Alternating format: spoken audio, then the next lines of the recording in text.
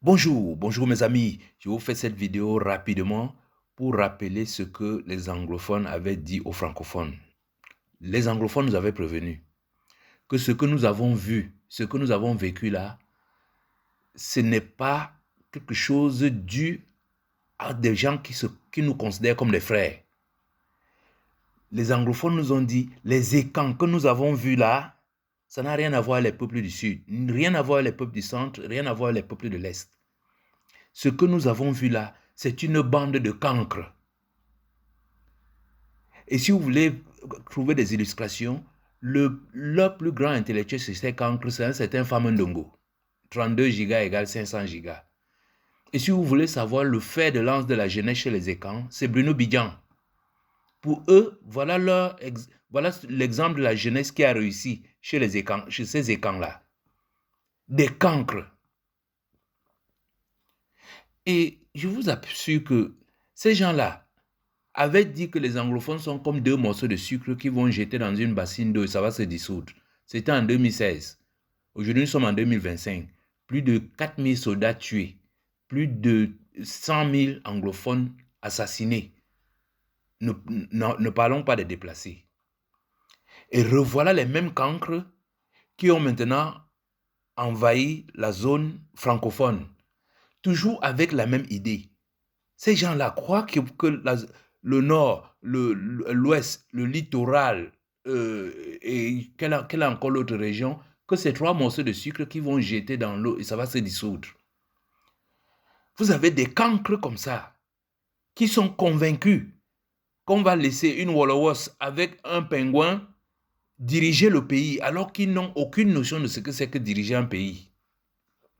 C'est de ça qu'il s'agit. Les anglophones nous avaient prévenus que les écans que nous avons vus là, c'est des cancres. Et ce n'est pas des simples cancres, c'est des barbares. C'est-à-dire que tuer pour ces gens-là, la vie d'un être humain pour ces gens-là n'a aucun sens pour eux. Et on voit comment ces gens-là, ils tirent sur des personnes sans armes, sans rien, mais je dis, c'est des barbares. Il faut le retenir comme ça. Et une fois qu'on a retenu que c'est des cancres, que ce sont des cancres barbares, il faut ajouter que ce sont des faibles. Pas faibles au sens de la force, qui n'ont pas de force ou ceci, non. Les anglophones disaient, they are weak people, weak. Ça veut dire, ce sont des misérables. Mais vous avez vu Garbu, vous avez vu Kumba. Et je vous rappelle Zelevet. C'est-à-dire que vous croyez que ce sont des personnes fortes pour mettre 27 balles de Kalachnikov dans la tête d'un petit enfant sur le dos de sa mère. Non, c'est des faibles.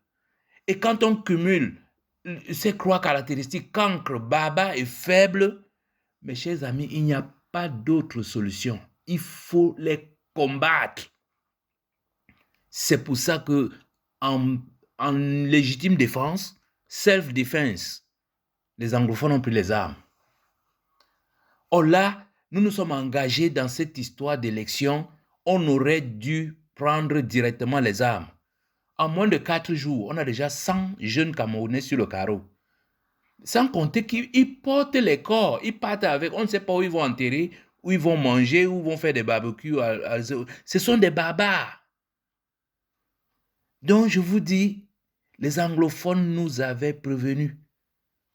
Donc moi je pense, compte tenu de la situation actuelle, qu'il faut tout simplement nous armer.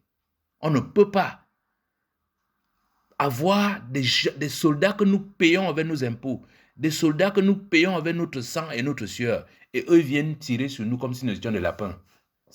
Non, on ne peut pas. J'ai dit, il faut s'armer. C'est pour ça que les anglophones nous ont prévenus qu'il faut les combattre. Et enfin, il y a quelque chose que les anglophones ont souvent utilisé pour qualifier ces gens-là. Ce sont des chop block pot. Je traduis ça en français. C'est-à-dire que manger et casser la marmite. Voilà le Nozo qui était là, l'une des zones les plus productives de notre pays. Ces gens-là sont venus s'installer là, manger, ils prennent le pétrole, la CDC et tout, et ils cassent la marmite. Ils ont cassé la société. Il n'y a plus de vie sociale dans ces zones-là. Et voilà ce qu'ils sont en train de remettre en route dans la zone francophone. Ils sont convaincus qu'ils vont briser toute la société camerounaise. Ils n'ont qu'une seule langue dans la bouche, la paix. Mais cette paix dont ils vous parlent là, c'est dit, restez esclave et vous avez la paix. Si vous ne voulez pas vivre comme esclave, nous allons vous tuer. C'est le seul langage que ces gens-là ont dans la bouche. Taisez-vous et vous aurez la paix. Si vous marchez, on vous fait la guerre. Alors je crois que ce message est très clair. Les anglophones nous avaient prévenus. Et je vous dis, si cette escalade ne s'arrête pas, il nous faut nous armer. On ne peut pas aller avec des bâtons et des cailloux face à des gens qui ont des mitraillettes. Ils ne savent pas, ce sont des cancres. C'est-à-dire, ils ne savent pas comment fabriquer une mitraillette. Alors que nous, ici au quartier, on sait fabriquer des fusils. Mais on ne le fait pas parce que ce n'est pas légal. Mais là, on est face à une situation dramatique où nous payons nos soldats, nous les habillons, nous achetons des équipements et ils utilisent ça pour venir nous tuer. Mais si un pays voisin comme le Nigeria ou le Tchad nous attaquait, que feront-ils? Boko Haram nous a attaqués, vous les avez vu faire quelque chose?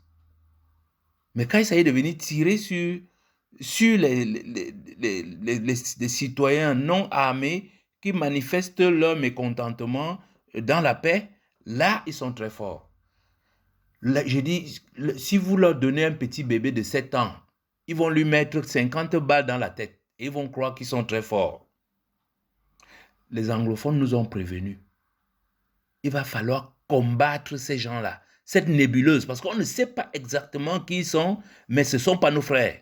Il faut le dire définitivement, ce ne sont pas nos frères. Voilà, je m'arrête là et je vous souhaite de les partager cette vidéo. Merci.